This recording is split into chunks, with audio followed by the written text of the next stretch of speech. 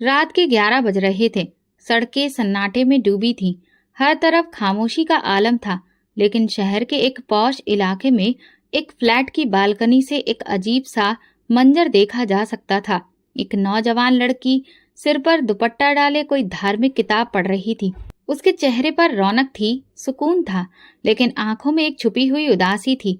इस इमारत की दूसरी मंजिल से तेज आवाज में गाने बज रहे थे। एक औरत हंसते हंसते फोन पर बात कर रही थी।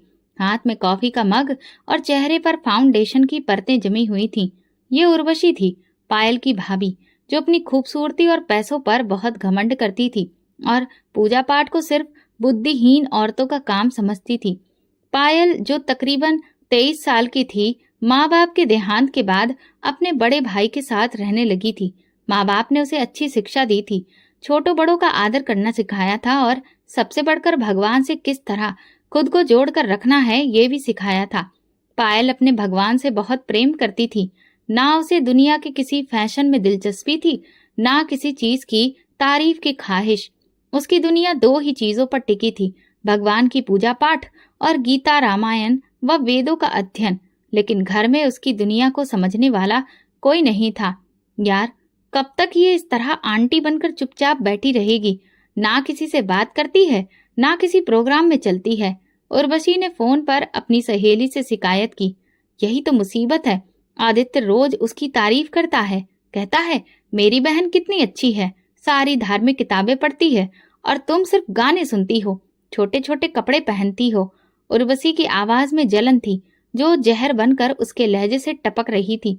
दूसरी तरफ आदित्य, पायल का भाई, दिन भर के काम से वापस घर आकर सुकून तलाश करता था, लेकिन जब भी घर आता अपनी पत्नी से पायल की तारीफ किए बिना नहीं रह पाता।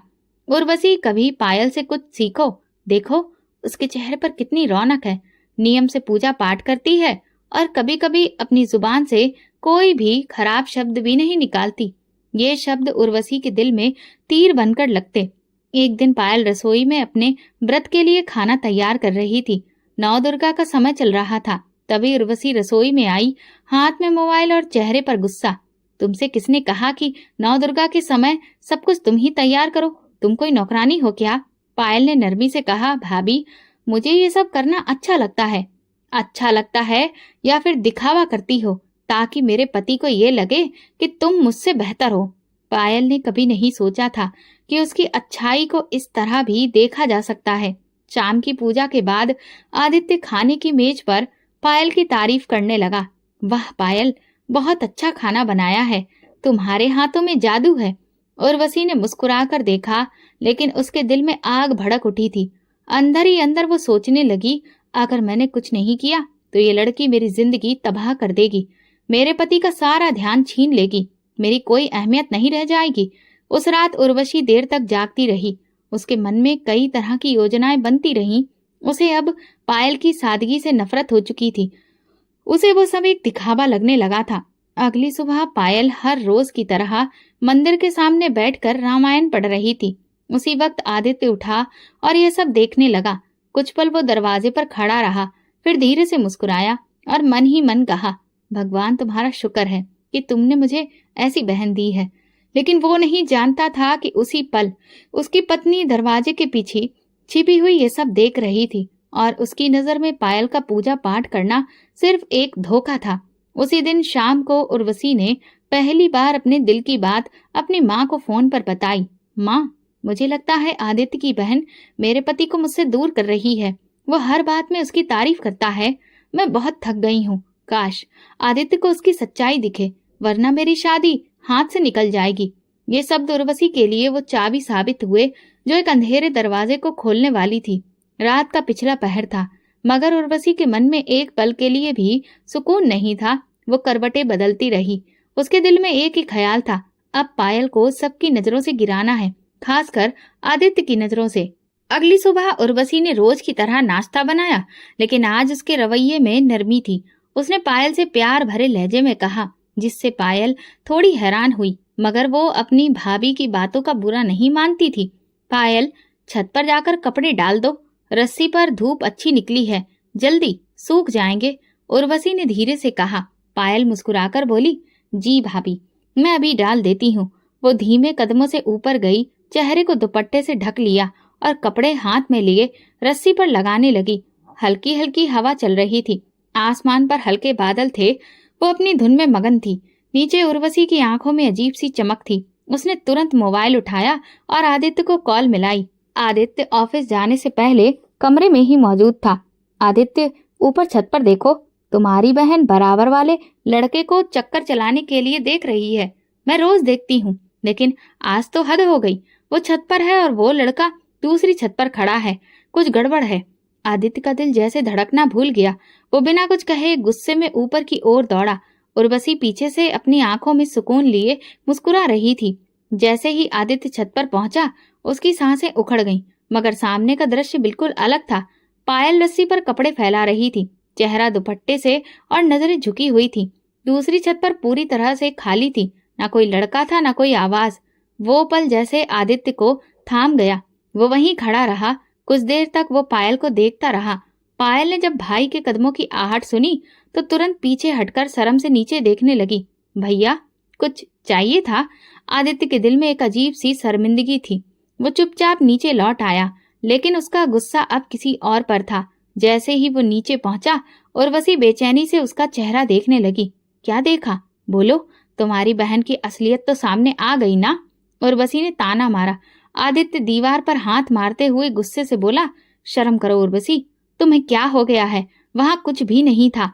मेरी बहन चेहरा ढककर सिर्फ कपड़े डाल रही थी। ये कैसा इल्जाम लगाया है तुमने? क्यों? तुम्हारी सोच इतनी गंदी हो गई है। उर्वशी की आंखों में जैसे शोले भड़क उठे, लेकिन वो जानती थी कि सच क्या था, इसीलिए चुप रही, मगर अंदर ही अंदर जलती रही। पायल जब नीचे आई तो उर्वशी का चेहरा लाल हो चुका था। वो बिना कुछ कहे किचन में चली गई। पायल को अंदाजा हो गया था कि कुछ अजीब जरूर हुआ है, लेकिन वो जानती थी कि खामोशी ही उसका असली हथियार है। शाम को आदित्य ने जब तन्हाई में पायल से पूछा, पायल बेटा, तुम कुछ छुपा तो नहीं रही? अगर कोई बात है तो मुझे बताओ, मैं तुम्हारा भाई हूँ। पायल की आंखों में नमी आ गई, मगर आवाज में मजबूती थी। भैया, मुझे भगवान के बाद आप पर ही तो भरोसा है। मैं ऐसी वैसी कोई हरकत के बारे में सपने में भी नहीं सोच सकती। अगर कभी गलती हो भी जाए तो सबसे पहले आपको ही बताऊंगी। आदित्य की आंखें नम हो गईं। उसने पायल के सिर पर हाथ रखकर कहा, मैं जानता हूँ मेरी बहन का दामन पाक है। किसी के झूठे शब्द मेरे यकीन को कमजोर में नहीं कर सकते। उस रात उर्वशी ने सोचा था कि शायद उसका वार कामयाब होगा, मगर जो बात झूठ पर टिकी हो वो सच के सामने हमेशा हार जाती है। इस नाकामी ने उर्वशी के दिल में एक और जहर भर दिया था, और इस बार वो जहर और भी ज्यादा खतरनाक होने वाला था। किचन में आज पहले से ज्यादा खामोशी थी। दोपहर का वक्त था। धूप खिड़की के पर्दों से छनकर चूल्हे पर पड़ रही थी। उर्वशी सब्जी काट रही थी और पायल रोटियां बनाने की तैयारी कर रही थी। उर्वशी के चेहरे पर संजीदगी छाई थी। उसने आज दिल में कुछ ठान लिया था। पिछली कोशिश में वो बुरी तरह नाकाम हुई थी। पायल का कद कम होने की बजाय आदित्य की नजरों में और बढ़ गया था। उर्वशी ने चूल्हे पर कढ़ाई रखी, नमक का डिब्बा खोला और 2 चम्मच भरकर कढ़ाई में डाल दिया। फिर मिर्च निकाली और बिना नापे 2 चम्मच उसमें भी डाल दी। कढ़ाई से तेज खुशबू के साथ तीखी मिर्च की महक उठने लगी। पायल ने जब सब्जी की खुशबू महसूस की तो हैरत से बोली, भाभी, लगता है मिर्च थोड़ी तेज हो गई है। उर्वशी ने हल्की मुस्कान के साथ कहा, नहीं पायल, मैंने सब नाप कर डाला है, तुम्हें गलतफहमी हो रही है। पायल ने आगे कुछ नहीं कहा। शाम को जब आदित्य लौट कर आया तो उसने पहला निवाला खाया और फिर पायल की तरफ देखते हुए कहा, इसमें तो आज मिर्च बहुत ज्यादा है, इतनी तेज कि खाया ही नहीं जा रहा। इससे पहले कि पायल कुछ कहती, उर्वशी ने तुरंत बोलना शुरू कर दिया, आदित्य, मैंने तो सिर्फ रोटियां बनाई हैं, सब्जी तो पायल ने बनाई थी, शायद उससे गलती हो गई होगी। पायल ने आंखें झुका ली। वो समझ गई थी कि भाभी का इरादा क्या था, मगर उसने पलटकर कुछ भी कहने के बजाय शांत स्वर में भाई से कहा, मुझसे गलती हो गई, मैं आगे से ध्यान रखूंगी। आदित्य ने पायल की ओर देखा और बोला, लेकिन तुम तो रोटियां सेक रही थी ना? पायल ने मुस्कुराकर जवाब दिया, भाभी थोड़ा बिजी थी, इसलिए मैंने ही कहा कि मैं ही सब्जी बना लेती हूँ, लेकिन मसाले का मुझे अंदाजा नहीं रहा। आदित्य ने कुछ नहीं कहा, लेकिन उसके दिल में एक अजीब सी बेचैनी थी। उसे अच्छे से याद आया कि जब वो शाम को लौटा था तब उसने खुद पायल को रोटियां बनाते देखा था और कढ़ाई के पास तो उर्वशी खड़ी थी। कुछ तो गड़बड़ थी। अगले दिन आदित्य की तबीयत खराब होने की वजह से वो ऑफिस नहीं जा सका। दोपहर को अपने कमरे में आराम कर रहा था जब उसे किचन से कुछ बर्तनों की आवाज सुनाई दी। वो बिना आवाज किए उठा और किचन के दरवाजे के पास जाकर चुपचाप झांकने लगा। उर्वशी सामने चूल्हे पर खड़ी कढ़ाई में मसाले डाल रही थी और उसके हाथ में नमक का डिब्बा था और वो बार बार चम्मच से डालते हुए कह रही थी, थोड़ा सा नहीं, अब तो इसे और तेज होना चाहिए। आदित्य को आज मजा आना चाहिए। आदित्य के दिल में जैसे किसी ने कील ठोक दी हो। वो खामोशी से वापस पलटा, दिल में एक दर्द लिए। अब उसे पूरी तरह समझ आ गया था कि पिछली रात क्या हुआ था। रात के खाने में आदित्य ने सब्जी खाई, मगर इस बार वो जानबूझकर कुछ भी नहीं बोला, सिर्फ ध्यान से अपनी पत्नी को देखता रहा। उर्वशी ने महसूस किया कि आदित्य कुछ बदला बदला है, मगर वो समझी कि शायद तेज मसाले की वजह से वो चुप है।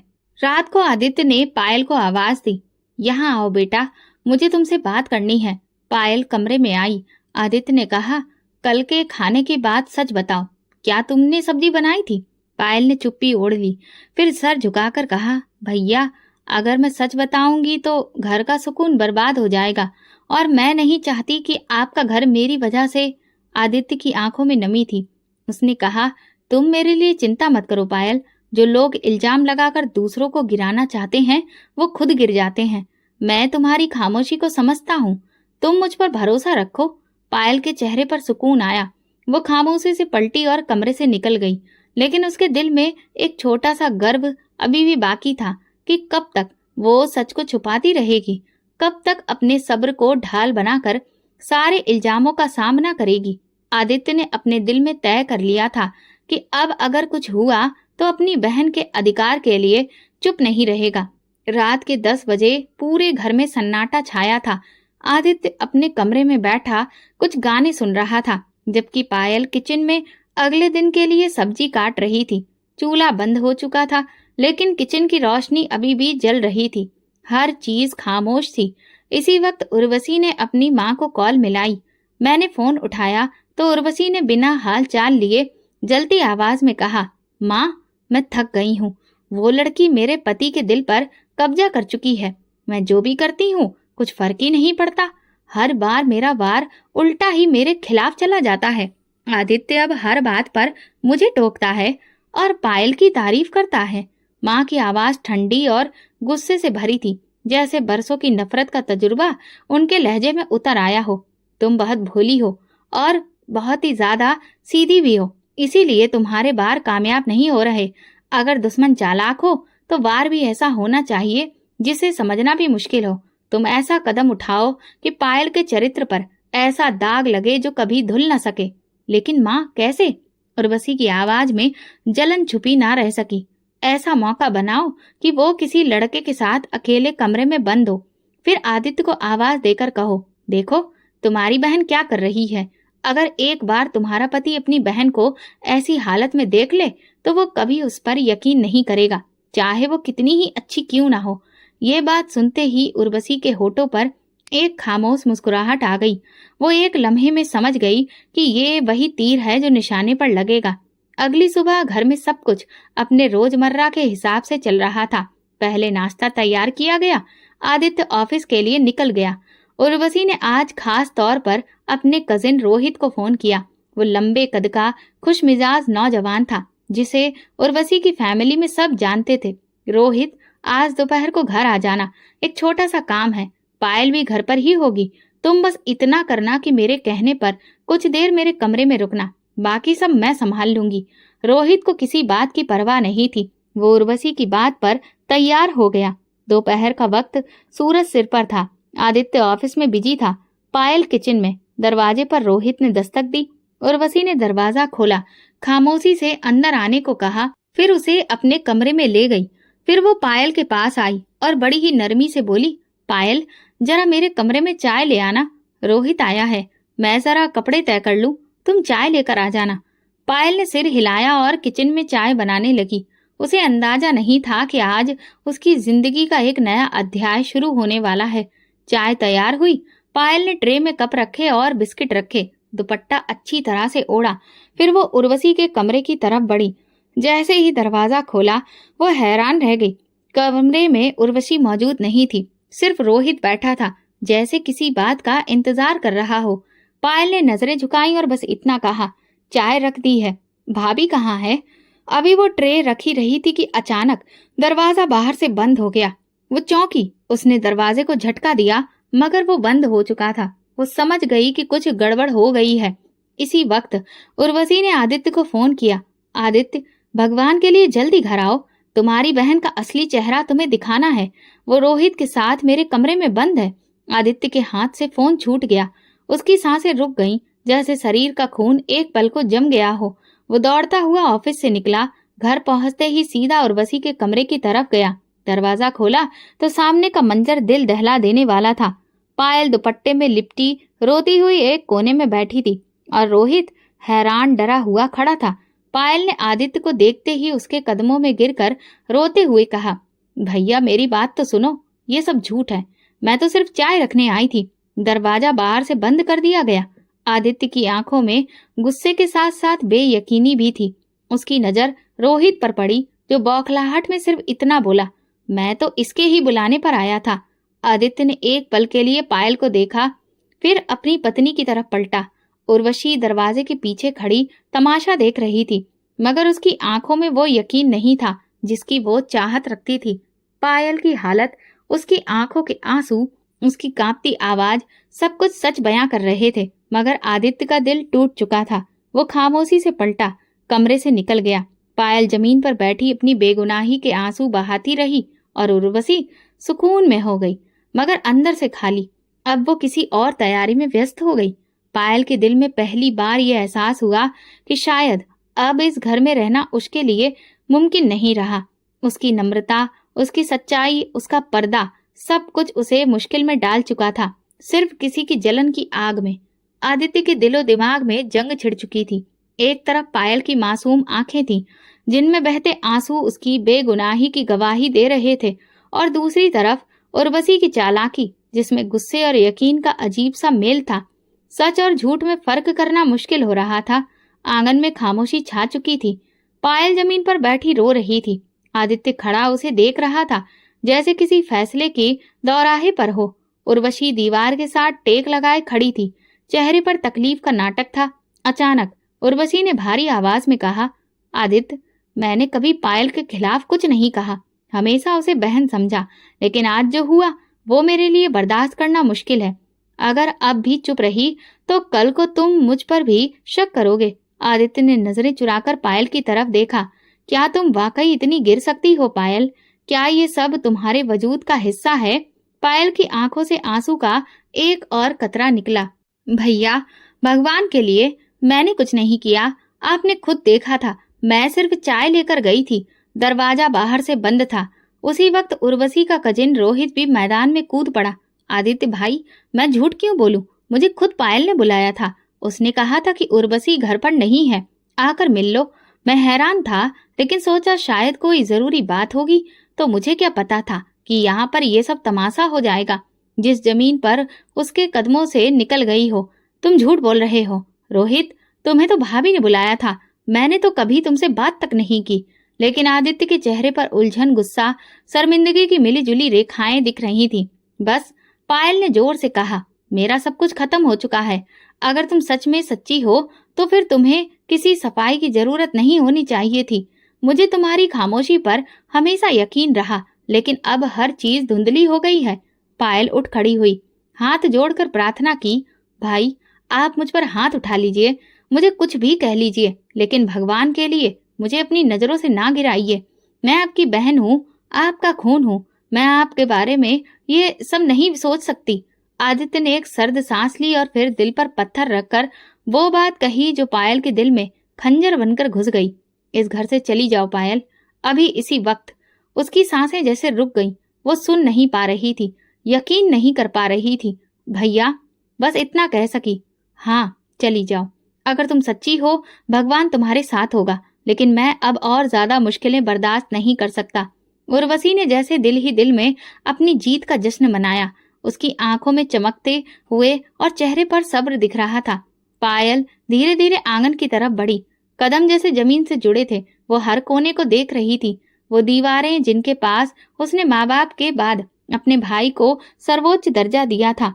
वो कमरा जहाँ उसने गीता, रामायण, न जाने कितनी धार्मिक किताबें पढ़ी थी, जो अभी तय करके कोने में रखी थी।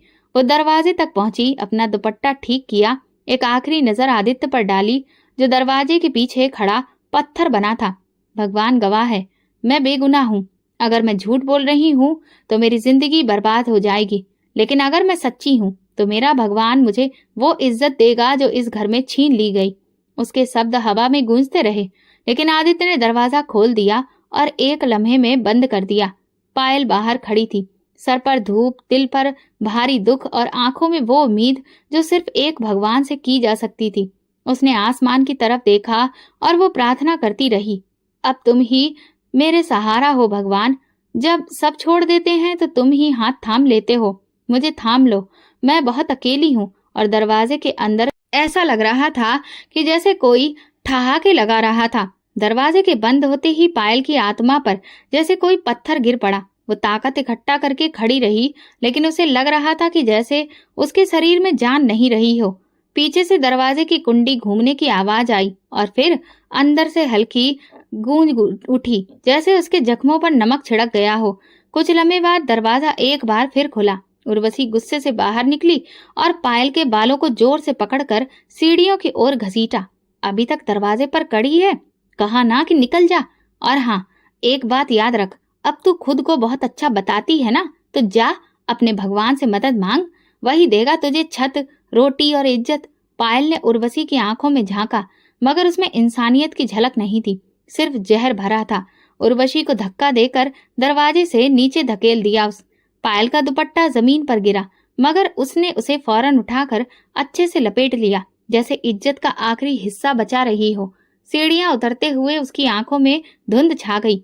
दरवाजे से कुछ दूरी पर एक फुटपाथ के किनारे बैठकर आसपास गाड़ियां, बच्चे, ढेर सारी आवाजें थीं, लेकिन पायल को सिर्फ अपने अंदर की खामोशी सुनाई दे रही थी। उसने कोई भीख नहीं मांगी, ना किसी को रोका, ना किसी से मदद मांगी।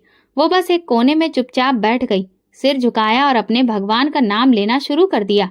हे भगवान, तुम जानते हो, मेरा दिल, मेरा चरित्र, मेरी नीयत सब तुम्हारे सामने है। मैं किसी का बुरा नहीं चाहती, किसी का हक नहीं मारा, फिर ये सजा क्यों? रात का अंधेरा छा रहा था, लेकिन पायल की आंखों में रोशनी थी। उसने धीरे से अपने थैले से वो धार्मिक किताबें निकाली जिसे वो हमेशा अपने पास रखती थी, और फुटपाथ पर एक तरफ बैठकर उसे पढ़ने लगी। उसकी आंखों से आंसू बहते रहे। पास से गुजरने वाले लोग रुक रुक कर उसे देखने लगे। कुछ लोग उसके लिए प्रार्थना कर रहे थे, तो कुछ सिर्फ तमाशा देख रहे थे। लेकिन एक बूढ़ी औरत पास आकर एक थैली में रोटी और सब्जी रखी और धीरे से बोली, बेटी, मुझे नहीं पता तुम पर क्या बीती है, लेकिन तुम जैसी बेटियों को भगवान कभी अकेला नहीं छोड़ता। ये लो, कुछ खा लो। पहले नजर उठी और नरम लहजे में कहा, मैं भीख मांगने वालों में से नहीं हूँ। बस जो कुछ आपने दिल से दिया है, भगवान उसी में मुझे शांति देगा। बूढ़ी औरत ने आंखों से उसे आशीर्वाद दिया और आगे बढ़ गई। इसके बाद कई लोग वहां रुकने लगे। कोई पानी की बोतल लाकर रख गया, कोई बिस्किट, कोई रुपया। पायल किसी को भी नहीं रोकती, किसी से बात नहीं करती, सब कुछ खुद ब खुद उसके पास आता रहा। वो रात फुटपाथ पर कुछ नहीं, लेकिन पायल को एक लम्हे के लिए भी सुकून महसूस नहीं हुआ। वो जानती थी कि उसके और उसके भगवान के बीच कोई नहीं है। सुबह होते ही उसने भगवान को पूजा और लोग उसे पहचानने लगे। वो लोग जो रोजाना उस रास्ते से गुजरते थे, उन्हें उसमें कुछ अलग नजर आने लगा। न कोई फरियाद, न शिकायत, न दुनिया का लालच, बस एक सुकून, एक सच्चाई जो चेहरे पर लिखी थी। एक नौजवान लड़की जो यूनिवर्सिटी जाती थी, रोज सुबह उसके पास से गुजरती थी, रुकती, मुस्कुराकर देखती और कुछ फल रख जाती। एक सब्जी बेचने वाला हर शाम उसे थैला दे जाता, जिसमें दिन भर की बची हुई मगर साफ सुथरी सब्जियां होती। धीरे धीरे पायल की खामोशी, उसकी पूजा पाठ, उसका मजबूत किरदार, इन सब ने लोगों के दिलों को जीतना शुरू कर दिया था। लेकिन अंदर कहीं वो दर्द, वो चोट, वो जख्म अभी भी ताजा थे।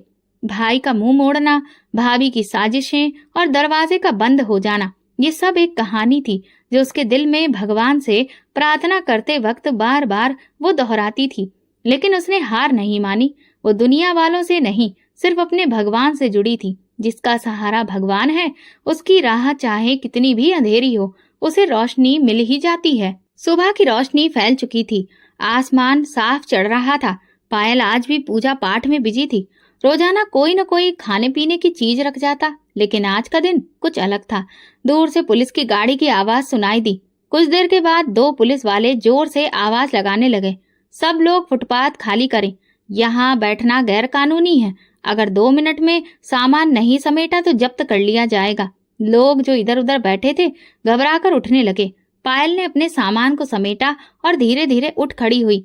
एक पुलिस वाला उसके पास आकर बोला, अरे मैडम, यहाँ पर कोई दरबार नहीं लगा है, उठो यहाँ से। अच्छे से जवाब दिया पायल ने। जी, मैं जा रही हूँ, भगवान आपका भला करे। वो आगे बढ़ गई। पायल ने अपने कुछ बर्तन, चादर, थैले उठाए और बिना किसी मंजिल के वो चल पड़ी।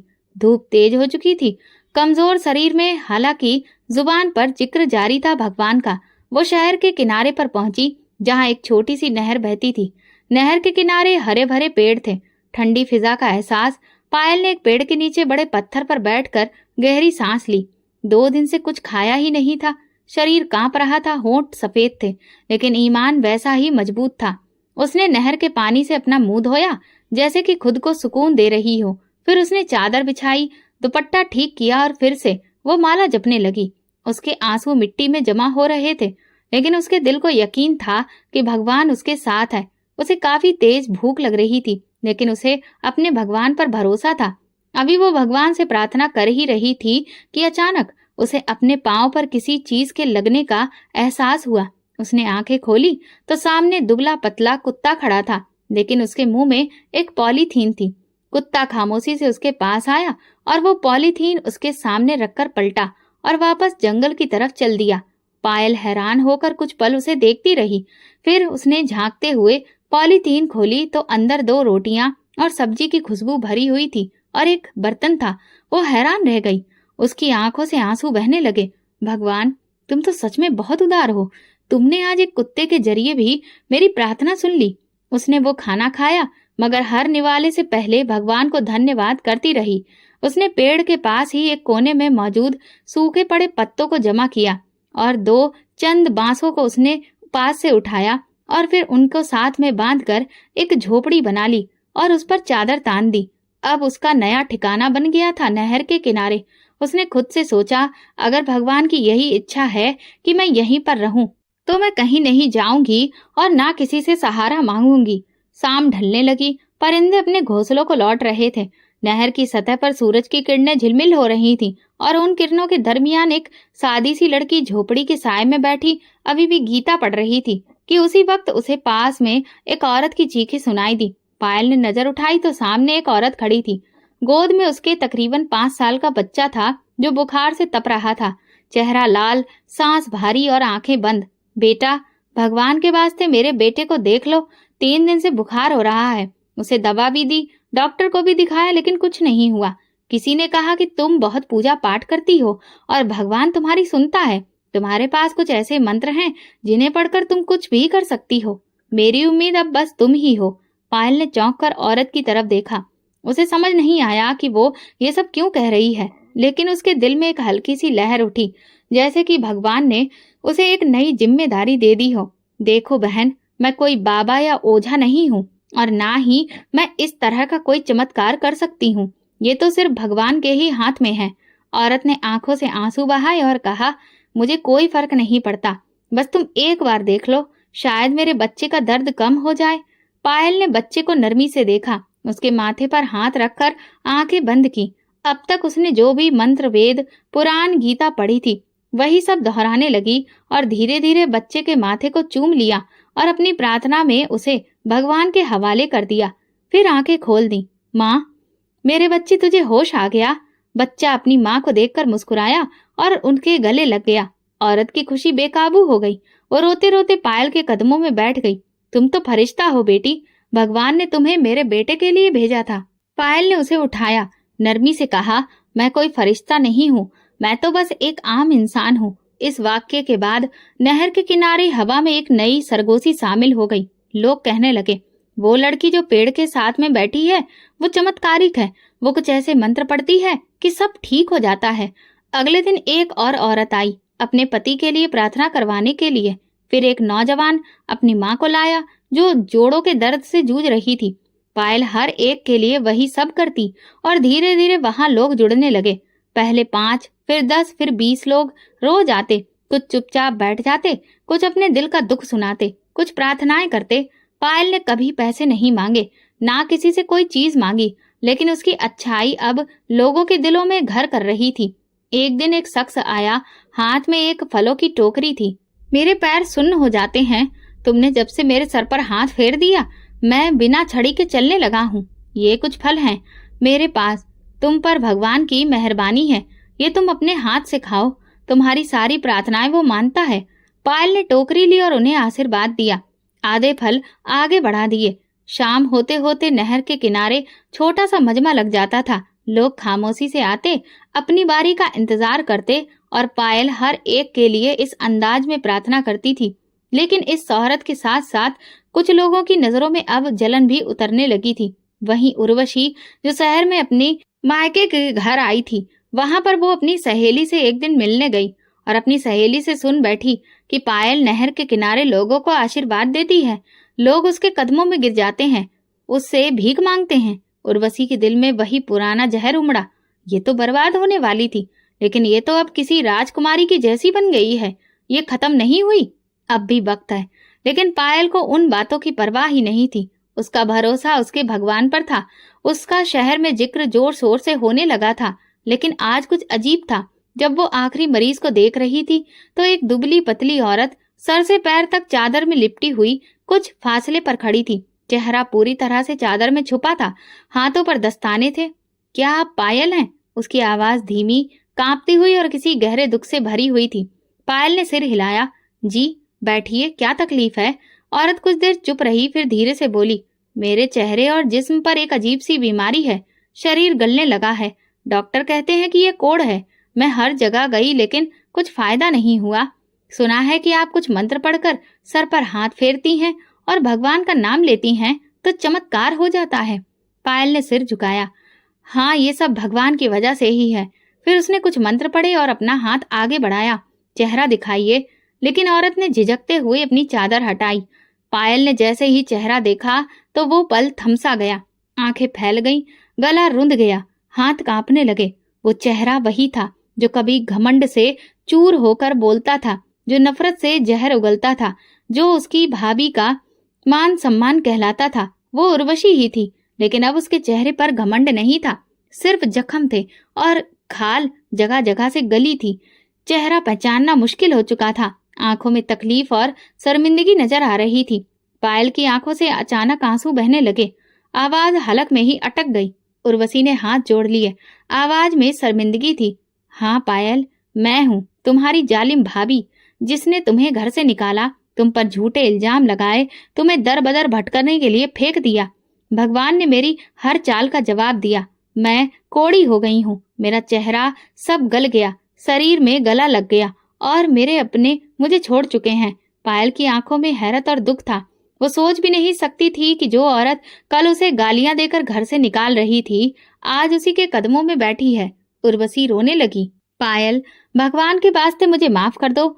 मैंने तुम पर बहुत जुल्म किया, तुम्हें तुम्हारे भाई से दूर किया, तुम्हारे चरित्र पर उंगली उठाई। तुम चुप रही, सब्र करती रही और मैं समझती रही कि मैं जीत रही हूँ। लेकिन आज मेरा शरीर बोल रहा है। भगवान ने मुझे मेरे जुल्म की सजा दे दी। पायल ने आंखें बंद कर ली। दिल जैसे किसी कर्ज में डूबा हुआ था। फिर उसने धीरे से कहा, मैंने आपको कभी अपना दुश्मन नहीं समझा भाभी। आपके हर इल्जाम के बाद मैंने भगवान से प्रार्थना की कि वो आपको बुद्धि और सब्र दे। वो आगे बढ़ी। उसने उर्वशी के चेहरे पर हाथ रखा और फिर से कुछ मंत्र पढ़े। हे भगवान, अगर तुमने कभी भी मुझे सच्चा जाना हो तो तुम इस औरत को माफ कर दो। वो गुनाह कर चुकी है, मगर तुम बहुत दिलदार हो। उर्वशी रोते हुए उसके कदमों में गिर गई। मुझे अब घर की नहीं, तुम्हारे दिल की इजाजत चाहिए। मुझे माफ कर दो पायल।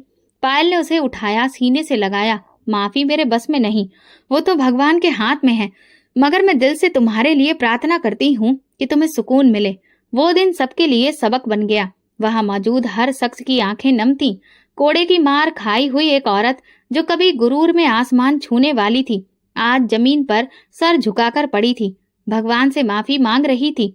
पायल जो कि बेसहारा थी, आज उसका दामन इतना भरा था कि वो लोगों को माँ की दुआएं न जाने क्या क्या बांट रही थी।